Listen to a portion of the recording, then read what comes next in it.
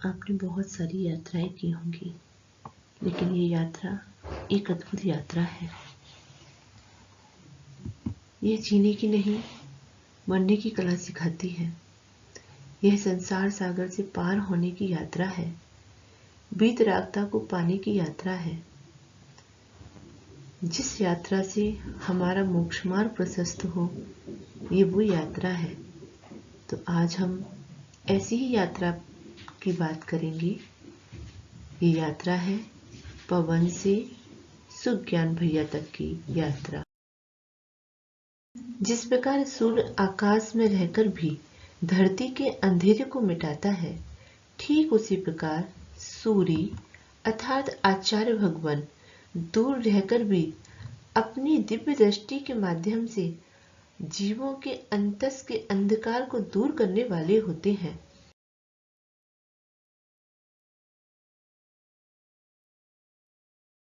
जब आचार्य भगवान की दिव्य दृष्टि सिरसागंज पर पड़ी तो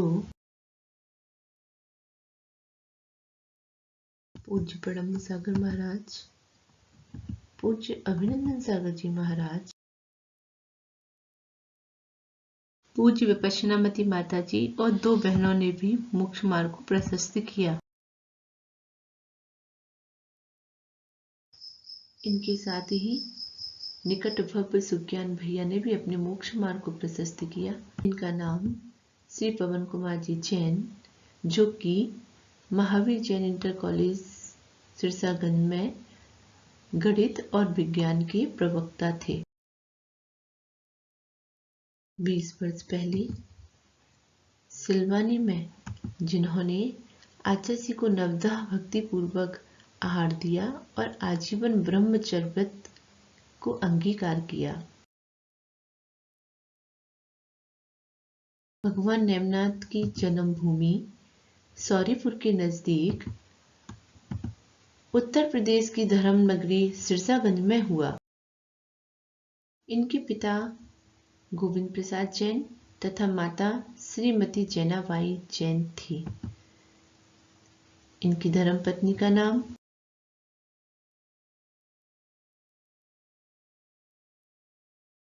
कुसुमलता तथा इनकी 2 पुत्रियां सीमा जैन और नीलम दीदी हैं। ये मृदुभाषी, सरल स्वभावी और स्वस्थ परिवार तथा धार्मिक क्रियाओं में भी अधिक रुचि रखने वाले थे।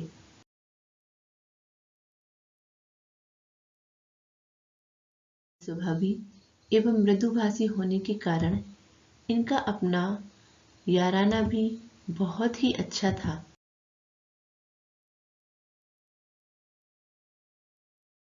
क्रियाओं के साथ साथ भी विनोद प्रिय भी थे। देखिएगा, गृहस्थ अवस्था के ब्रह्म सागर जी महाराज जी के साथ जीवन का आनंद लेते हुए धार्मिक क्रियाओं में अत्यधिक रुचि थी। चक्रवर्ती शमशान घाट में ध्यान करने जाते थे। ऐसे ही पवन कुमार जी गृहस्थ अवस्था में रहते हुए भी बद्रीनाथ जैसे ठंडे स्थान पर ध्यान कर रहे हैं। अस्वस्थ होने के कारण 1 साल से दिल्ली में अपनी बड़ी बेटी के पास थे। 10 से 12 गोली एक दिन में लेनी पड़ती थी। 1 साल से बेड पर थे। इसी के कारण उनके शरीर की और गले की मसल्स टाइट हो गई थी। भोजन में सिर्फ पेय पदार्थ ही ले पाते थे। डॉक्टर ने कह दिया था कि दवाइयां सहायक हो सकती हैं पर स्वस्थ नहीं कर सकती। नली के माध्यम से दवाइयां और पेय पदार्थ देने होंगे।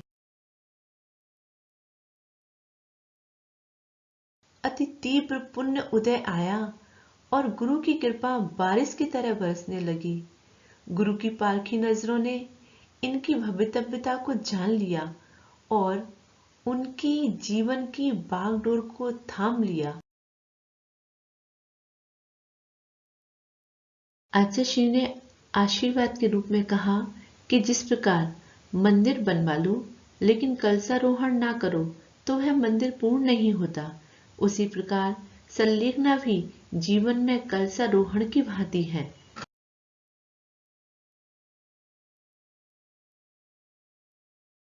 अजय श्री ने हमें पूज्य अजित सागर जी महाराज जी के पास ले जाने का आशीर्वाद दिया।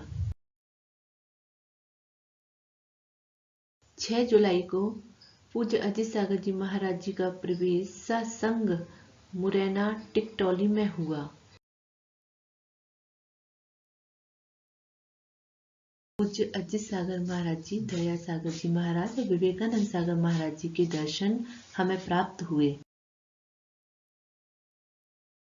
पावन पवित्र अतिशयकारी भूमि का स्पर्श करते ही तथा शांतिनाथ चमत्कारी पार्श्वनाथ भगवान का दर्शन करते ही मन आनंद से झूम उठा और अब विश्वास, आत्मविश्वास से भर गया कि अब जो उद्देश्य लेकर के आए हैं वो निश्चित ही पूरा होने वाला है।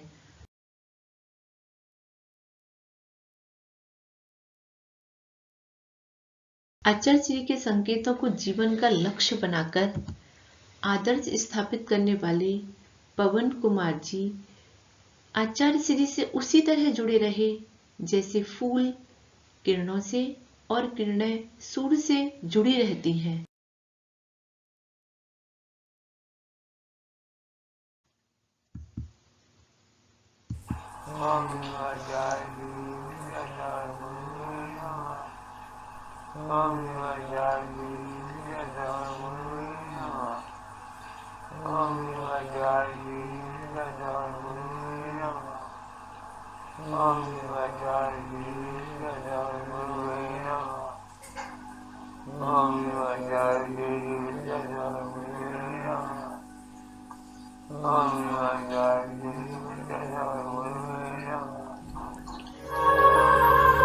अभिमान तुम्ही, पहचान तुम्ही, तप त्याग तुम्ही और ज्ञान तुम्ही, हे गुरुदेव विद्यासागर, हम जैनों के भगवान तुम्ही।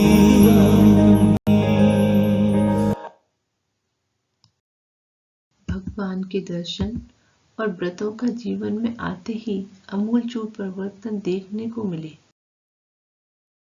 हाथ जो वो उठा नहीं पाते थे, बहुत ही सरलता से महाराज जी के चरणों को छूकर अपने माथे पर ले जाने लगे। दवाइयाँ जो डॉक्टर ने कहा था कि कभी नहीं छोड़ सकते, उन्होंने अपने आप त्याग कर दिया। 1 साल से वो बैठ नहीं पाए थे, इसलिए स्ट्रेचर पर उनको मंदिर दर्शन करने के लिए ले जाया करते थे। दवाइयों के छोड़ते ही उनकी चेतना जागृत होने लगी और उनके स्वास्थ्य में लाभ हुआ और वो व्हीलचेयर पर बैठने भी लगे। उनके शरीर में कंपन भी हुआ करता था। जैसे ही दवाइयाँ बंद हुई, कंपन होना भी बंद हो गया।